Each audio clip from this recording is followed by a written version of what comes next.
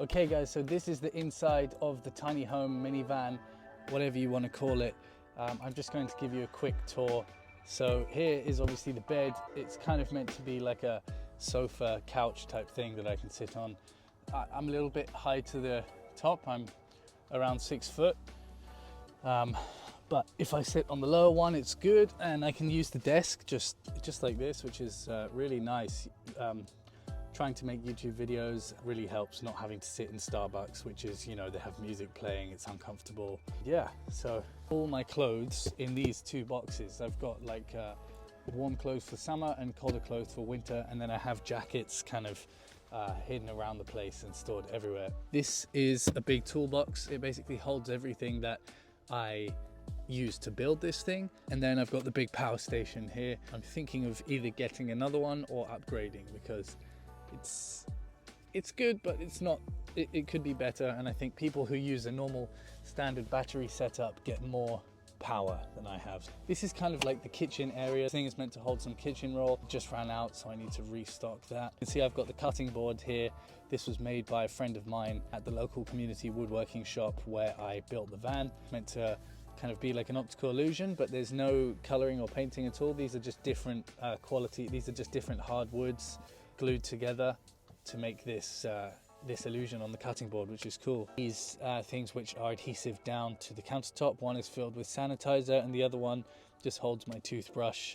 Obviously I don't brush my teeth anywhere near the food here. It's just an easy way to store it, to take it into the gym. Then I made these orange wood and string contraptions which are meant to hold pretty much anything. You can clip a carabiner to it. They can hold books, magazines, if you make them different sizes, keys, anything that hangs. Back here I have, this is the dirty wash basket. At the back it is actually attached to one of these orange string utensil holders, so it doesn't go anywhere when I'm turning around. So the diesel heater is good, but I cannot really run it all night. It's too hot and I don't want to use all the battery, and you know, it's only, I say only, but it's -11. That's the coldest it's been at night. So it's not, you know, I'm not going to die. If I heat up the van before going to bed, I've got a -9 sleeping bag, a duvet, and you do wake up cold, but you know, you sleep with your head under the blankets, and it's completely warm in there. You've just got to wake up, turn the heating on, or turn this on. So luckily I've got two options in case I'm, you know, anywhere out there in the bush or remote, and one fails, I've got a backup. I also have, of course, this is the carbon monoxide meter. It's not a carbon dioxide meter, it's carbon monoxide. That's something that a lot of people get mixed up. Poisonous gas that will kill you before you can tell, or smell rather. So I've got this to be extra safe. I have this water dispenser. You can raise the top here, put a cup here, and there is a pipe that connects to the side and it goes down to a water tank just underneath here. I also need to secure this with some Velcro or adhesive. So you've seen already the bed in its pulled out position. That's obviously what I do every night when I go to sleep. And it's also great. I mean, it's a Japanese vehicle, and what they do a lot in Japanese homes and Japanese style architecture is they utilize the floor more than in a lot of other westernized cultures. They have tables built so you can sit on the floor. The desk is the perfect height, and it feels like almost like a Japanese style interior. You can have either or. You can have it like this, and I've got this small walkway I can come up and down in. We've got the waterproof flooring underneath here, the rubber garage flooring. There's no adhesive underneath. I've just put screws through it to secure everything down. So there are bubbles in certain places, but I'm not a 100% perfectionist. It looks good and the function is there. So then I bought this mat from Canadian Tire. Underneath the bed, this is where I store all the black boxes that used to live with me in the car in the last build. Things like camera gear, electronics, everything.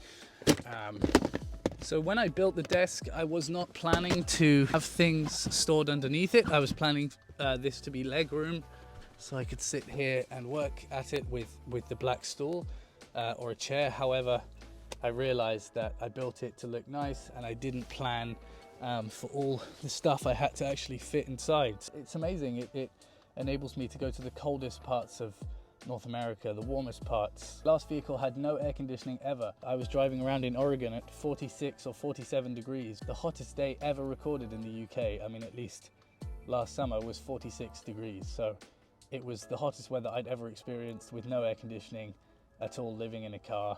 It almost felt somewhat dangerous. I'm sure plenty of you in the comments will say, I live in Death Valley and that's not even very hot or whatever, but for me it was. Luckily I survived. I'm sure we'll experience hotter on my trips down to Utah and whatever is next. Thanks for watching. This has been the tour of my setup. It's not finished. I haven't put a kitchen or cooking setup in yet. I've just been kind of eating sandwiches and toast and the odd McDonald's here or there. It's a work in progress. You need to live in it for a while to figure out what you need and what you don't need, where things should go. One last thing I wanted to focus on specifically is this is the media setup. I mean, check this out. So everything is secured down. This is not going anywhere. It's got adhesive tape that can hold up to 14 kilograms underneath. You've got my laptop, which is really secured to the table, which slides in here and is held between this and the arm that holds this monitor. Then I've got the charger held onto the arm right here. This small black box is an alternator charger, so it's actually the wire is run down here into the metal and through to the battery bay.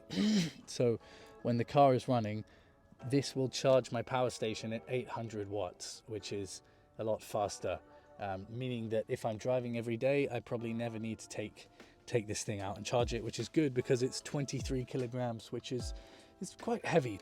You can I've got it held down with that bungee cord, but it'll go anywhere. I can sit in bed here watching it. I plan to put out a fair few gaming van life videos, so stay tuned for those. Thanks for watching. Thanks for all the support.